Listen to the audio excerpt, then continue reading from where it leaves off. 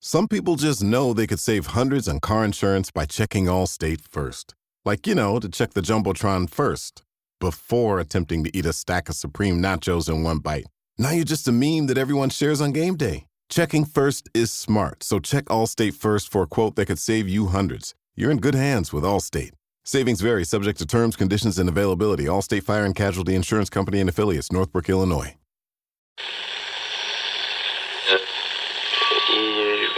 Ampire.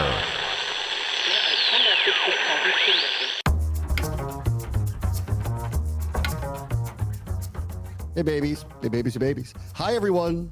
Happy Wednesday. What's up, everybody? How you doing there? How you doing there, Callow? What's up? What's going on? Another number 8 goal. Another number 8. Yeah. Like bury the headline. They lost, but they got the number overtime. 8 goal. Yeah. It was overtime. It wasn't. This sport too. That could be Stanley Cup final preview. But in this sport, the ones playing each other like never happens. So because it's just so the randomizer hits once the Stanley Cup playoffs begin. But they're big boys, and that was a fun game last night. So it was good. Yeah, no, really good game last night. That pass by Alexei Protas was silly to Ovechkin too. So yeah, I'm sure we'll get into it, but really good game last night. All right, let's start with the football news, which is this is a surprise to me. Russell Wilson signs with the Giants. I had just spent an entire show explaining how I'm like, you know what? Like, I actually get what they're thinking. And when they got passed over by obviously Stafford and I think Rodgers, like obviously because they signed Russ, that they got passed over by him, I went, okay, like don't do anything crazy here. Don't go trade for Purdy. Like don't do anything nuts, this is where I thought they were going to go. They're going to do something crazy or they're going to give up everything to get to number 1. Like they're going to do something nuts because their jobs are on the line. And they signed Jameis. And I went, all right, that's a good move. Like you're not paying him a lot of money. He's a veteran. He'll be great content for your social media team. Everybody likes Jameis. If he's a bridge quarterback, he's a bridge quarterback. You all know what the score is, and you'll draft somebody. You're picking number 3. And then all the reporters said, this doesn't stop them from signing Russ or Aaron Rodgers. And I went, sure it does, because why would you do that now? And then they did it. So you got an explanation for me for this one to sign both of them? Because I actually don't understand that. I think it's this, and I think it coincides with what happened over the last really 48 hours. It's that Cam Ward's going to get drafted first overall by the Titans. That's what I think too. Yes. That I think if there was a quarterback the G-men were going to take, it was going to be Cam, not Shador. And that was going to be worth the 3rd overall pick.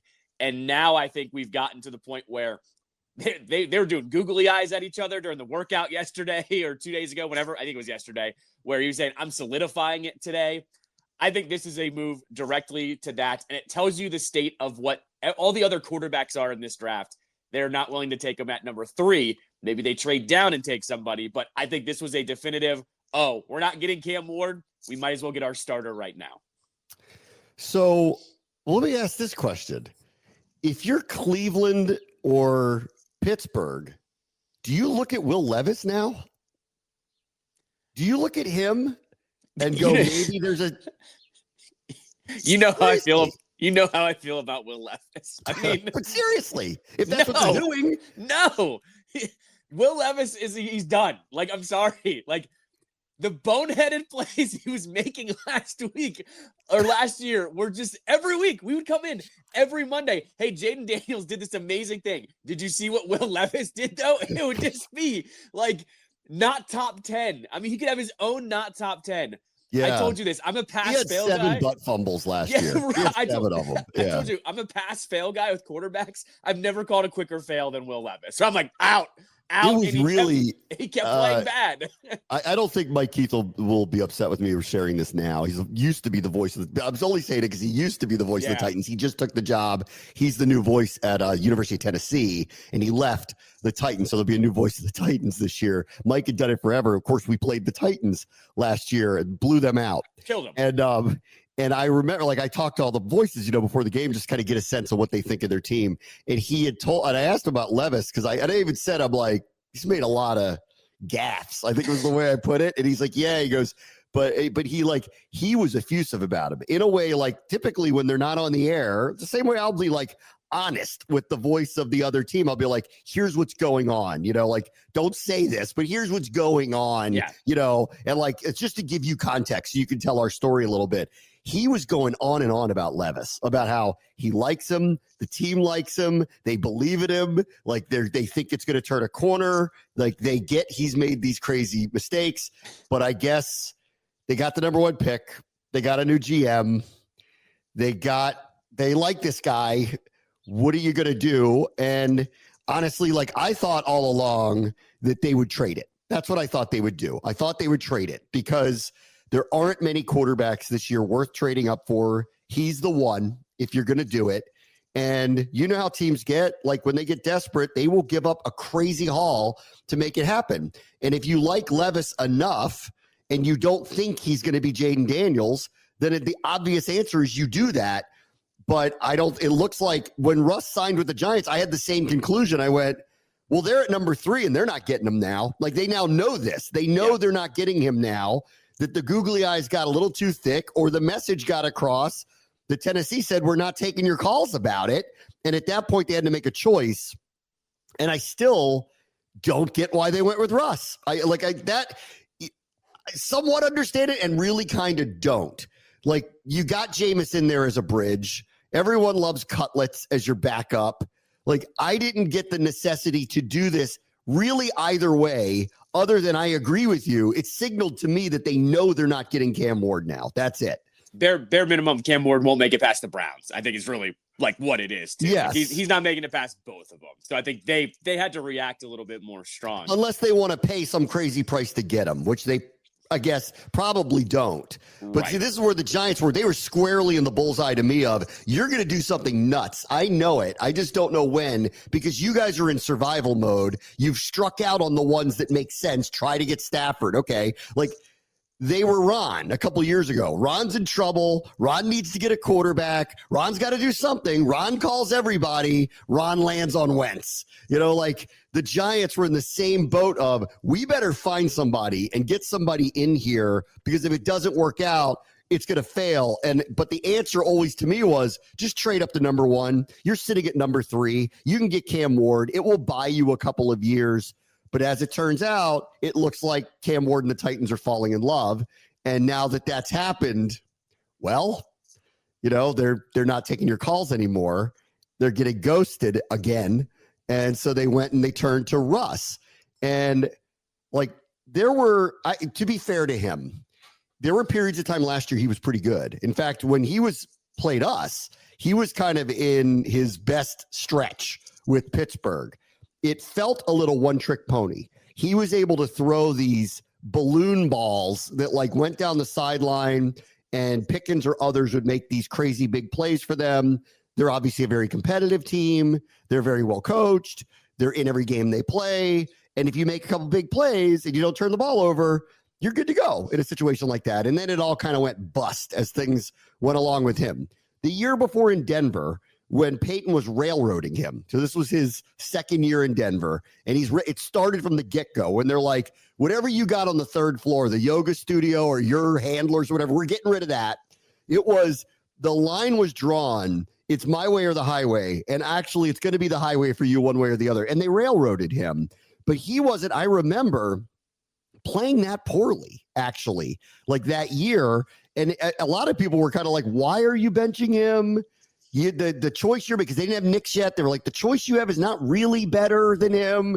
He wasn't playing that poorly. He was on his best behavior. He wasn't really like causing trouble for them, but Peyton just wanted him out. Obviously, just wanted him out. So the last couple of years, in fairness to him, while he hasn't been consistent like he was in Seattle, it's not like he was terrible. It wasn't really bad. So from that perspective, the Giants get an upgrade from what they've had. But it's the New York media. I don't know. Like, it just, to me, in the end, it feels like, I guess they probably feel like they're just striking out all over the place and they got to do something. And that's what it feels like it is. Like, they looked around and they said, we'll just let him pinch hit. And let's take a chance to see if it's a home run. He hasn't hit one in 5 years, but maybe he will this time. It's like what it feels like to me, what they did. To me, I kind of piggyback off what we've been talking about with the Giants. If they did go kind of all in on defense on free agency, like they upgraded that defense, I think the defense looks good. I think they're just taking the Steelers formula and copying it. They think, let's get a professional quarterback in here. We've got a pretty good wide receiver duo in Slayton and in Neighbors. Let's get Russ in here. We'll score some points. Hopefully we hold teams to 17-21 and the offense is good enough to, get us over the hump. I think this is what it is. I think they're just trying to go all in on defense and trying to get a professional quarterback in there to score some points. I don't think it's going to work, but here we are. This will be also like, this also screams like, I saw some people say, well, they could take Shedeur Sanders at 3 anyway. And I'm like, Jameis, Rush, Shedeur, Cutlets. Like, what are you talking about? I mean, DeVito could be right. Then you would cut him, but still, like, okay, I guess, I suppose you could do that, or you could take best offensive lineman off the board at that point, and then you could see what happens. Like I saw somebody mock out a draft where they trade back into the first round late to get Jackson Dart. And that would make sense to me that's where the young quarterback goes. You're not committing a ton of resources to it. That's where we might come into play where, like typically in the past, division rivals don't trade with one another, but we broke that rule with Philadelphia a couple times last year. Dallas has traded with Philadelphia. So that rule's kind of a little out the window.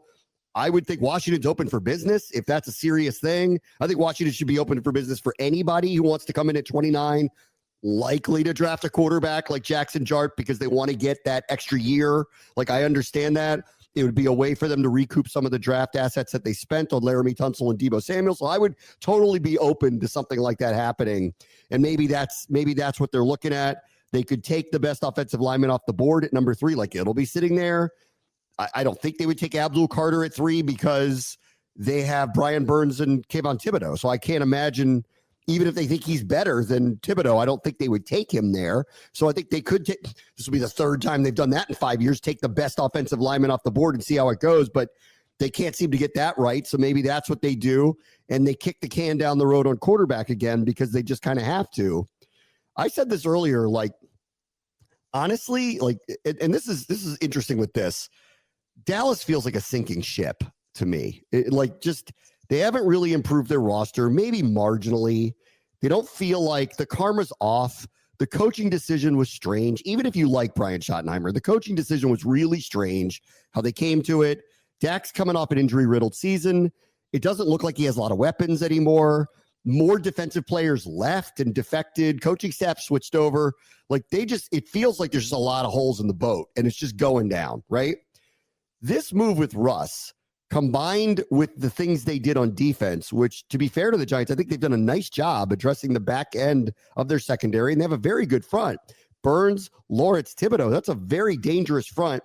Couple that with what looks to be a very good, formidable secondary, they might have a pretty good defense on paper. They feel like the Patriots to me last year.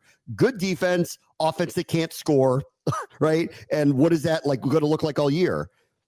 This move with Russ, if he just stabilizes them and makes them decent on offense, and they have a decent running game with a probably better-ish offensive line, maybe this running back breaks out, has a pretty good year. Neighbors we know is a freak, and the rest of the other skill position guys are good enough for them to be competitive, would be the way I would put it. They might be the 3rd-place team in the division and be looking at Washington or Philadelphia to be off to try to potentially be the 2nd-place team in the division, which feels unlikely to me, but is possible. They might have done that by making this move today. No, they remind me of the 2020 Washington football team, where the defense looks like it's going to be good. We have no idea what the offense is going to look like.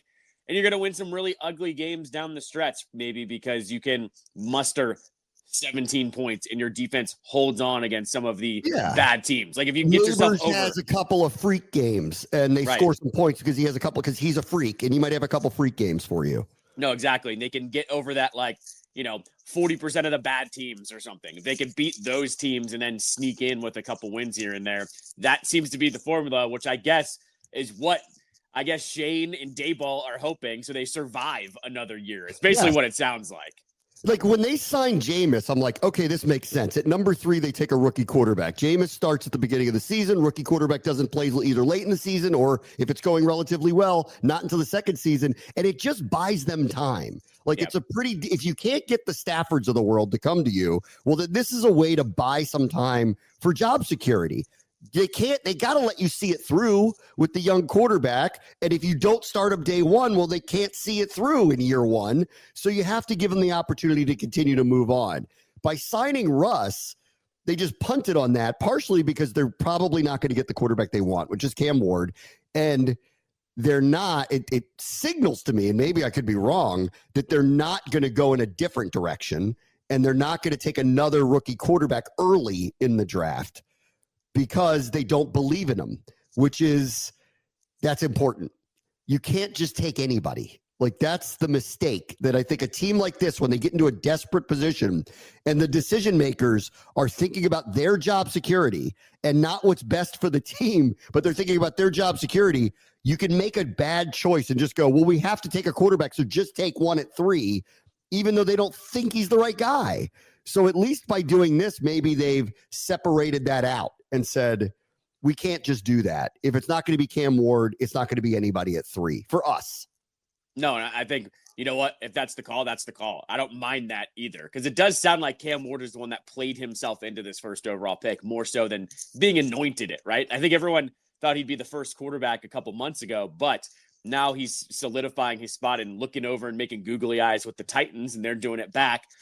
He's going to be the first overall pick, and now it's where do all those other guys go? Like, Shedeur clearly is not going 3, right? So, like, I don't think so. Where do some of these other guys end up going? Now it's definitive that Ward was the one the whole time. Now it's where everyone else shuffles in. I think somebody moves up to get Shedeur Sanders is what I think, and I don't know at what spot in the draft that actually happens. And then I would start to wonder, like, does Dallas make this move and move up to get him? And then that kind of greases the wheels for Dion to be the coach there at some point in time, and for them to eventually move on from Dak, who they, it feels like unwisely signed him to another ridiculous extension because they keep getting themselves into bad leverage situations with their players. I want to get to one other thing from there, which I thought this was really rich. Albert Breer put out his weekly piece on SI, and he says Aaron Rodgers is being somewhat indecisive right now because he's had opportunities, clearly. Like, I think the Giants would have signed him if he went there. Sounds like he wanted to go to Minnesota, and I don't know what the truth is. Did they want a decision from him? Did they not really want him? It's kind of hard to tell right now. No one's telling the truth about that. Pittsburgh at least met with him. They don't have a quarterback right now. Like he clearly has some options in front of him. I don't know what he's waiting for. But Albert writes that part of the indecisiveness is he longs for another culture like he had in Green Bay. And that and again, I want to be fair here to Rodgers, because if you ask him personally about this stuff, he'll tell you, I didn't talk to Albert Breer. I'm not his source. I don't know what he's talking about. And honestly, his sources would be astrological signs. So I don't know where Breer is getting this, but the chatter around him is, he recognizes it was a mistake to leave Green Bay and go to a place that's not settled and is dysfunctional. And he wants to go back to the calm again of what a stable organization looks like. I mean, I'm not surprised. Like, here's the thing, too. Rodgers loves being a celebrity, but I don't think he likes being a celebrity while he plays football. And so in Green Bay, of course, everyone's going to know who you are. But that area, we both have been there. That's maybe the most unique place to play football in the entire country, right? Like, I don't think there's a place like it, a place that's calm like it, that is, honestly, it's not a big city, obviously. It's a town. It's a literal town. He's not going to find anywhere like Green Bay, let alone how they actually operate the franchise, too, where it's no nonsense. They take the best player available. They don't make these big splash moves. The drama is at a low with that franchise. It always has been. Where's been the biggest dramatic pieces? Him and Brett Favre. That's it. Like, that's all you can really name in Green Bay that has been dramatic. So, okay, good luck with that, Rodgers. There's nowhere else that exists like Green Bay. But okay, how does Pittsburgh not qualify for this? Like, they're as stable an organization as you can get. They have the longest tenured coach. who followed an extremely long tenured coach, who followed the longest tenured coach. They have ownership that dates back to the beginning of the NFL.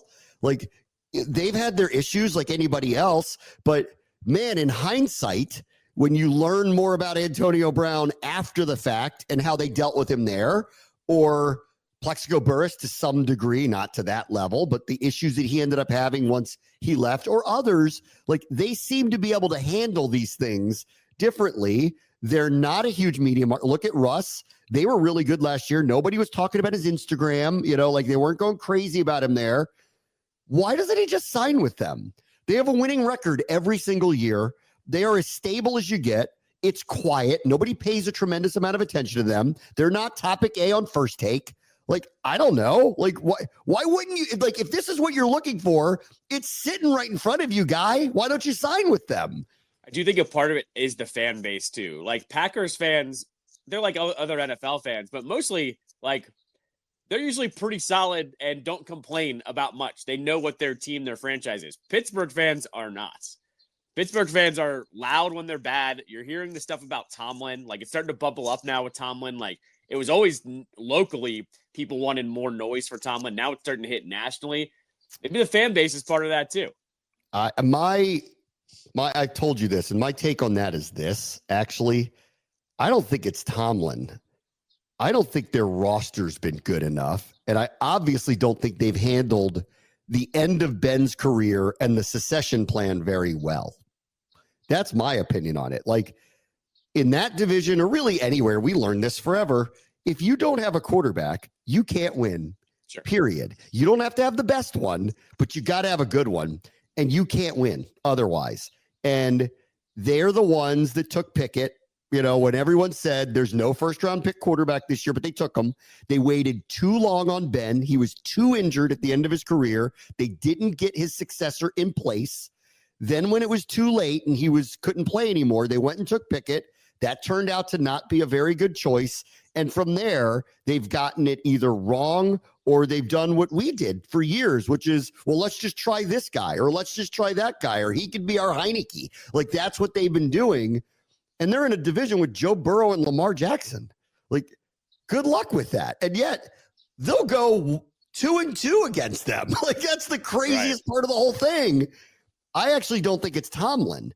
I think it's the personnel department has not given him the team to win with. That's what I think it is. And I think they have mishandled quarterback. And I think they're weak-ish at certain spots. And that's what the problem is. And they should be looking closer. I think their fans should be looking closer at the construction of the team and specifically who the quarterback is over how they're being coached. You could probably nitpick Tomlin all you want, but that team's in the playoffs every year or has a winning record every year. Y'all are spoiled if you think that that's normal anywhere. It's not. It is not normal to be that way. There are ups and there are downs. You guys don't have downs, and you don't even see that. Yeah, but at the same time, one game over 500 and not making the playoffs is the same as middling in my eyes, though. Right. Like, I'm just saying. With crappy quarterback play. Sure. Right. No, I get it. But, like, at the same time, this is a little Wizards. You're then never bad enough to get one of the quarterbacks. You're never bad enough to get one of the quarterbacks. Tomlin, bruh. Pittsburgh, bruh. So, I mean, I'm just saying, like, this is the problem with that formula, though. You're never bad enough to go get the quarterback. So, like, you got to pick a direction at some point. I think in the NFL, like, the difference between the good teams and the bad teams is like that. So even if you have a down year, you can flip it fast. Like, go look at Houston 2 years ago. Once they got a quarterback in there, they drafted the right quarterback. They made a couple of nice draft picks. Boom. They were like good playoff team to the point last year at this time we're going, look at them loading up. They're going to be a Super Bowl team like overnight. I'm sure people are looking at Washington right now. Coaching change, GM change, got the quarterback. Boom. Overnight, they're a Super Bowl contender. It can change fast. Pittsburgh's been slow and steady. They just haven't won the race in a while. But to me, it's all about they have not had a top-tier quarterback since Prime Ben. And that's their fault, right? That's their fault for that. hasn't just been a while. It's been 2016. Like it's been a long time actually for them since they made the playoffs or won a playoff game. I think it's won a playoff game, but they've been in the playoffs a million times because they go over 500 every single year. Right. So I mean, I'm just saying, like, it's something's got to give though. Like you just named all those changes that happened here. None of those changes really happened there, except the one thing that happens in Pittsburgh. They fire the offensive coordinator every other year. It's always the offensive coordinator's fault every single time. Like, it's like, okay, guys, we get it.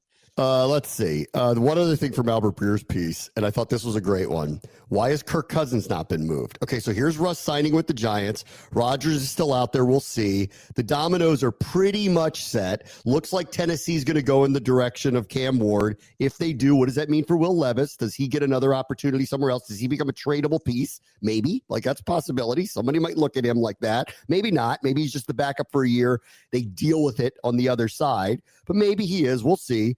Cousins is still now. There's just no chance on earth he's going to be on Atlanta with that salary, being the backup quarterback. There's just no chance that's going to happen. They are going to trade him, but in this piece, because everyone was like, you just gave him another guaranteed $10 million when you know he's not going to be on the team. Cousins has a no trade clause, okay, and he's willing to be traded. But this is what Albert Breer wrote, and I don't blame him.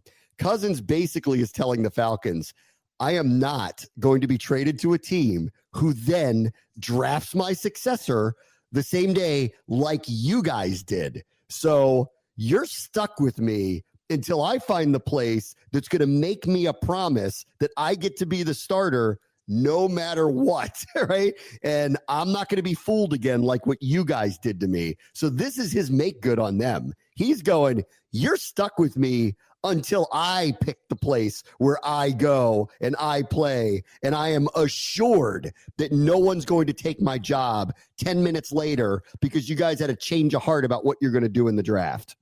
I mean, honestly, good for him. That's what he should be doing. And you wait to see who's waiting there on the other side of the draft and who still needs a quarterback at that point. Does Pittsburgh not get anything done with Aaron Rodgers and they're kind of stuck with trading for him? Like, that's not a bad place for him to go. So, like, I think for him, this is fine. Like, he's going to wait this one out. Like, I look at this as, you know, the situation too, where does San Fran actually trade Purdy and then they bring him in? Like, that's one of the ones that I had circled for a long time, that if you're not going to pay Purdy, he could definitely be one of the, the emergency levers to pull if they do trade Purdy. The Purdy one, though, now at this point, who would trade for? Like, I'm with you. I think that's a possibility they could have done something like that, other than the fact that it's clear that the ownership there wants him. So when they want him, there's no trade to be had. You know, whether John Lynch would do it or Kyle Shanahan would do it or not doesn't even matter. The ownership has stepped in. That's why these things are happening out there, is the ownership stepped in and said, we're going to get this guy at this price point, which is terrible leverage. And they're going, well, the only way we can do that is dumping all these other salaries. And that's why they're doing it. So, so if he was going to be traded, it would have happened by now because too many other dominoes have fallen everywhere else. Where would he be traded to at this point? But it does just take one team. Like, what if Pittsburgh does call them up and said, we can't find our quarterback? We'll take Purdy off your hands and hand him the money. The Jets only signed Fields. Like, they could call him up and say, we haven't gotten a quarterback either. We'll take him and we'll pay him, right? Like, it only takes a couple of teams for that to really get done. And all of a sudden, they get a haul. You call in Cousins to be the starter. And I actually like Cousins in that offense with all those weapons, too. The other one that happened yesterday was Stephon Diggs goes to New England on a pretty big deal, like 3 years, 60-something million. I saw that it was only like 26 guaranteed. So actually the numbers are a little deceiving. So maybe it's a little more friendly to the team and easily to get out of if things don't go well. Remember, he got hurt last year. He got hurt in the middle of the year. So it seems like he'll be fine. I know there's a lot of it sounds like he's a piece of work, but in general, a good piece of work, like likes to practice, plays hard. His results speak for itself. New England they're interesting. They bring in Vrabel. They clearly need to upgrade the talent. They're acting a little bit like old school Dan Snyder, where they're just throwing money around to people and to some older players. Like, yeah, Washington signed a bunch of older free agents, but they didn't give them term like this or didn't really give them any kind of deal like this. This feels a little old school where they're like, go get the best guy available and give him whatever he wants. Milton Williams. Oh, Stephon Diggs available? 3 weeks after free agency started, give him a deal that's like commensurate with top receivers in the NFL when no one else seemed to want to really do that immediately. It feels a little old school Washington to me that they're just like throw some money around to try to make this roster a lot better really fast. And in our experience, that didn't work out very well, but maybe in theirs it does. We'll see. I mean, they were desperate for weapons for May. So like, I get this one, and maybe you hope you unlock a little bit of another level with Diggs too, that they get to play Buffalo a couple times every year. Like, remember that situation was not a clean break. Like, there was some drama to end that one. So, and he is really good. I don't want to but yeah, he's older now. His production went down.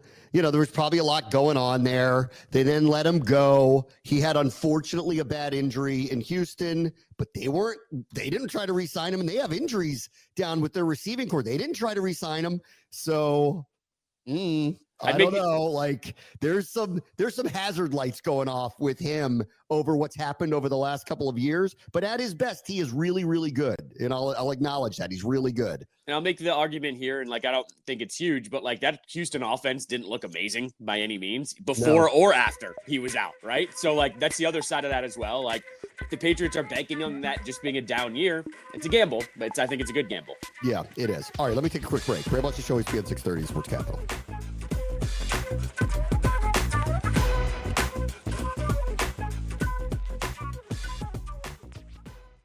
At Sierra, discover top workout gear at incredible prices, which might lead to another discovery. Your headphones haven't been connected this whole time. Awkward. Discover top brands at unexpectedly low prices. Sierra, let's get moving. Eczema isn't always obvious, but it's real.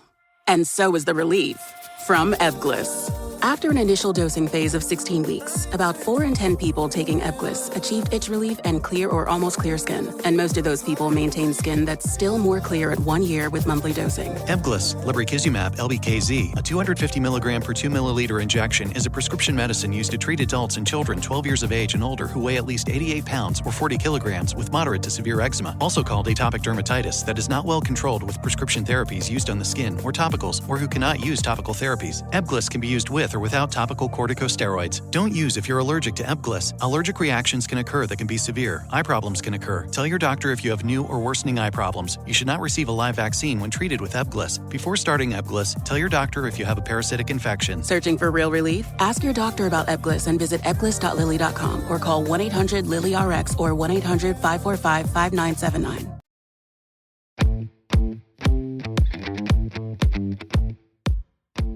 All right, welcome back. I am going to get Jeff Erman from Inside Maryland Sports tomorrow on the show to lead into Maryland's Sweet 16 game against Florida. And, of course, what's going on in College Park, which is, I think it's remarkable what is happening in the middle of the NCAA tournament. They've become the story of college basketball because Kevin Willard is in the midst of a power play. Yesterday, he went on with Kevin Sheehan, and I listened to the interview that he did. And his answer, because Kevin asked him, are you staying at Maryland, was, I'm staying for now.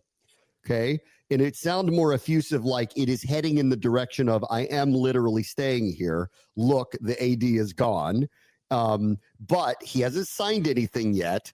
And he admitted on the show to Kevin, I don't want just verbal assurances of what's going to happen, not just contractually for me, but like what I get for my program to make it, quote unquote, the best in the country. And I don't know, he's not going to be specific about exactly what he wants, but he wants in his contract, I would assume, the revenue share details with players, the amount of NIL they commit to and promise to, I guess, or little things like I get to choose for how long we stay on a trip, which was something he brought up last week that was balked at over some Christmas trip. He wanted to spend an extra night in New York and was mad they wouldn't let him do it because they were penny pinching him and he doesn't want it to be that way. So the takeaway I got from him was just listening to it, and he's in a good position because the team's playing in the Sweet 16 right now and they don't have an AD, is I am going to get what I want. It's just not going to happen today. But the Villanova job is still open. Richard Pitino, who was linked to it, just signed with Xavier. So I'm not sure that this is happening. And I guess nobody is sure until it does. But it does, at least that's what was my read in listening to him yesterday, was he's staying. He's just going to force them to literally get in writing everything he wants in his contract, whatever exactly that is. No, this was full blown. I'm here, but we have some bookkeeping that we need to take care of. Yeah. And write some things down and some things that I want, and I want some guarantees. And once we smooth that over, we're good. Like we're in it for the long haul. But yeah, it was very much I'm holding firm on where I'm at right in this moment in time. We'll figure out the other stuff on the other side, essentially. Yes. He name checked somebody who was in the athletic department who he said, and I didn't know who this person was, but apparently he's been there for a very long time. And Kevin wisely was like, can you tell everybody who this is? Because maybe Kevin knows because, he's ingrained with Maryland, but I didn't know who he was. And so this appears to be his handpicked person that he would like to negotiate with and potentially could be the athletic director or, I don't know, GM of the team. I don't know if Kevin Willard's looking for something like that now to oversee all of this type of stuff, but that's where we're heading. And I will say this again about this, because I do believe that, something here is going to happen to make him happy. Too much has happened around it for it to not happen. Like if Maryland or the administrators were going to take a line in the sand and say, we're not doing all these things, then I think he'd be going to Villanova today. Or at least after the NCAA tournament, right. Whatever. But because that's not happening, clearly the side's been taken with him. And I would just say this to that. And I'm not saying I know the answer to this, but you got to be right about him. Like he better be your Coach K, because he has essentially shaken up the entire athletic department. He's turned into God over there. He's the one he's saying it's not about the money for him, but they're going to make him one of the highest paid coaches to appease that part of it too. He is saying in writing, the university is going to commit to doing X, Y, and Z that they haven't done in the past, which is going to be a financial commitment for them to do so, because that's what he means. He wants to compete at the highest level monetarily to get all these players in. So when the portal opens up like it did yesterday and people want $2 to $3 million the next day, Maryland goes, here you go. And they're going to be able to do something like that. You better be right about him. And that's the part of this, is you're giving him an extraordinary amount of power in all of this. And I'm not saying he's not the right guy, but I'm not the person making that decision. The people at Maryland need to make that decision. Is he the right guy to turn into the king in College Park? Because that's what's happening right now. Yeah, I mean, it's a little bit tougher of a decision than I think I realized before too, because Loxley spoke yesterday a little bit too, and we'll get to that. Okay, said a couple of things, and I went, okay, here we go, Jim. We're gonna have to probably make a decision here. And I told you it's the basketball insurrection. The basketball insurrection occurred. He's saying I'm the king now. Right, and so with him, it's like, do you want to side with him or not? And I make the argument that he's taken him, to the Sweet 16 now in year 3. He clearly knows how to navigate the NIL landscape with whatever you've given him at this point. And I've said this before too. Maryland's a basketball school. You can tell me the football money is there and that they could take advantage of it, but the football programs in the Big Ten are so much better than Maryland. At least the top ones are, that I just don't see it happening for them. I think you push your eggs into this basket, and so far so good with him on this side. So it's not my decision, but have fun making that decision. The reality, they're in the Big Ten because football's where the money is. That's why they're there, right? Exactly. And you know what? In the end, as much as I hated the move, it obviously was the right thing to do. Yes. And they were way ahead of the curve on all of that. Maryland actually got that right. It sucked for people like me who grew up with these rivalries and loved the Duke game and loved the North Carolina game and loved when Virginia was good at the same time. And even with times when Georgia Tech was, I just love the history and all those rivalries. That stuff matters. And I think it mattered to everybody. It was just tough to say goodbye to that. You just can't drum up the same emotion for the game against Iowa or Northwestern yet, but you can't do it. They did it because of the football money. That's not going to change, right? Right. You could put your eggs in the basketball basket, but the money is really in football.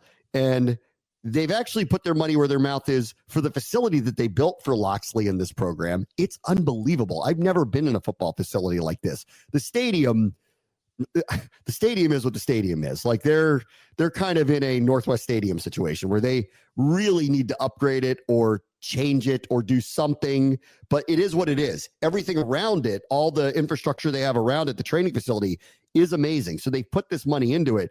We're not seeing the results on the field. And at some point, I think you have to see results on the field. And that's why this is dangerous for Locks. Fresh eyes that come in, if it's a new AD or a GM, they're going to look at this differently than the previous administration did. That said, Loxley just got an extension, and the people I talked to over the weekend who are supporters of the program are like, they're not buying him out right now. He's not going anywhere. And he just got this young freshman quarterback that's like ranked in the top 5 in the country. I think you need to see it through at least one more year with him. How does he do with this great prospect at quarterback, and see how it goes? That said, I saw what Loxley said about all this because he was asked, because spring football is going on right now. And I will tell you, this was Loxley at times he doesn't kill it in the interviews and sometimes puts his foot in his mouth. And I've actually seen him even kind of not off the record, but in off script moments where I'm like, dude, you better lock it up a little bit here. I thought the way he handled this yesterday was perfect. His answer to it was, I'm not going to put my head in the sand and I'm not going to pretend I don't know what's going on or watching all this stuff. And obviously, but he said, every family's got its issues and you keep your family issues in house, period, and ended it. And said, that's my comment on it. I have nothing to say about this. And I thought it was, at this juncture, the exact right thing to do to not wade into it, because right now he's not in charge of these decisions. The other guy is, and the other guy's team might be in the Final Four by the end of the weekend. So I think Loxley wisely stayed out of all of the fray publicly, at least for the time being. And I don't think the time is now for him to wade into it, honestly. He also had a little bit of a, I don't think it was a shot at Willard by any means, but he had an acknowledgement of I think someone asked him what kind of went wrong last year. And he said, I thought I lost the locker room last year. And then he followed up by saying that I take pride in keeping my locker room and keeping things in house. He kind of just doubled down on hey, remember how there are no problems with the football program? Sure, maybe we're not as good as you want, but we don't have any problems, and I'm not bitching about anything. I thought that's what that was, of just I keep it all in house, and last year maybe it went off the rails a little bit. That usually doesn't happen with me. I thought it was a smart play by Loxley yesterday. On the last thing, and this is just again, I'm just reading the tea leaves from being around a lot of people that are big booster sponsors of the Maryland program. When I posed the question of, do you really think Kevin Willard is this guy that you want to put this much power into his hands? They all said yes to me. So if they're and he probably knows that, which is why he is taking the move. He's making the move that he's made. He's trying to pull checkmate right now because I think he knows he can. Yeah. And everything to this point has shown that he can. And if they win or lose, it doesn't even matter against Florida. I think he's in the position he's in. He's got them over a barrel and I don't know that he should have them over a barrel, but that's their decision to make. And they seem to think that they need to push every egg into his basket. And I'm assuming he's going to stay, but as he told Kevin yesterday, I'm here for now. So we'll see what happens. Right. All right, let me take a quick break. Very much the show is ESPN 630 Sports Capital.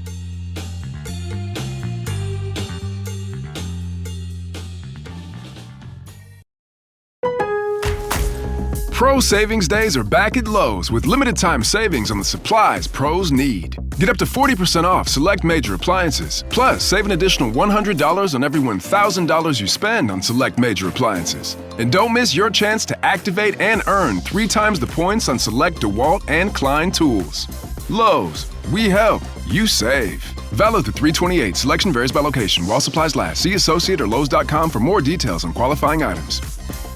I was never really a runner. The way I see running is a gift, especially when you have stage 4 cancer. I'm Anne. I'm running the Boston Marathon, presented by Bank of America.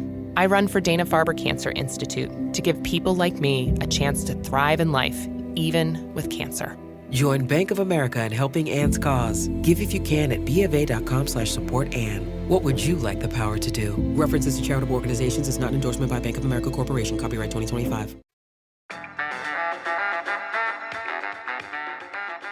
All right, welcome back. Let's see. Last night, big boy hockey again. Caps whooped the Panthers, who's a team that's a contender in the East, and then had to fly to Winnipeg and took on the best team in the West, the Winnipeg Jets. They got a late goal from Ovi, so he's 6 away from the record now, but fell in overtime to Winnipeg. And if this was any other sport, this is a preview of the Stanley Cup final. But 1v1 in the Stanley Cup final almost never happens because the randomizer hits when the Stanley Cup playoffs begin, and one of them is bound to lose at some point before they even get that far. But this was, I think, a good test, another really good test here late in the season to see where both of these teams were. Yeah, I think it was Greg Wyshynski who wrote a piece on like every team's Stanley Cup chances.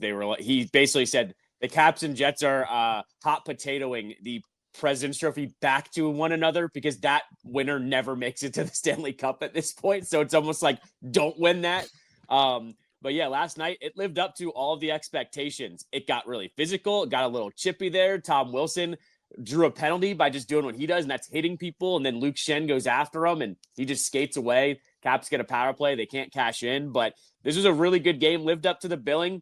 2-2 goes to overtime. You know how it is in overtime in the NHL. 3-on-3 is just pinball. So not surprised that they lost in overtime. They had a shot in overtime too to win the thing. They didn't. But all in all, Ovechkin gets back on track with this record too. So it's fine. Like, I'm not going to panic over this game. And he loves playing in Minnesota. So tomorrow, watch out. Like, I think tomorrow you got a big Ovechkin game incoming. I liked this game by the Caps though. They held up perfectly fine against the Jets. Jets held up perfectly fine against them. You know what? What was it? What game was it? There was a game, I think it was Pittsburgh, where he didn't score, but because they were killing him in that game, they were actively trying to get him to score. Yeah. Right. Yeah. We're heading to a part of the season where if they lock up the 1 seed pretty soon, I think they're going to go out of their way to try to get this over with. That's what I think. That's what I feel like is going to happen. Like, they're already in the playoffs. They're already going to be a very high seed.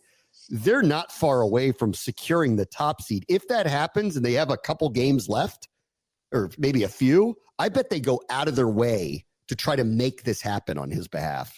We're starting to knock out certain things too. Like yesterday, before the game even started, they clinched home ice advantage for the first round. Like, I think the Devils were the only team that could like threaten that. So that happened. So they're already knocking those off the list. Also, when the scores get a certain way, like you mentioned the Pittsburgh game, I look at the Panthers game on Saturday. They scored 3 goals in the second period. And in the third period, they were forcing it to number 8. Like, Protas was legitimately forcing it to number 8. So that's going to happen down the stretch here. I think it's going to happen though when the scores dictate it though, on a game-to-game basis for sure. Yeah, I agree. But the last couple games could be meaningless. Sure. You know, if they have everything tied up, and then at that point it's total Obi watch. Let's see how many goals we can get the guy. Yeah. The other thing that happened yesterday was, and this was kind of in the works, but Jacob Chychrun got a massive extension from the team. It will make him one of the highest paid players on the team. So the money is really shifting now. Pierre-Luc Dubois has a lot of money attached to him. He'll be one of the highest paid players on the team. Jacob Chychrun is now next in line. Backstrom and Oshie's contracts are going to expire after next year. Ovi's got only 1 year left. Wilson's got big money behind him. Thompson has big money behind him now. And you've seen the transition. It's happened. Ryan Leonard's going to show up and hopefully things go well. And we're talking about that with him in a few years too. We'll see. This guy, to me, he's the hit of the offseason that they had. Like, they, not unlike the Commanders, boy, did they get a lot right in the offseason to make this all happen at this point in time. But he's been the difference maker for them of the new people that came into them.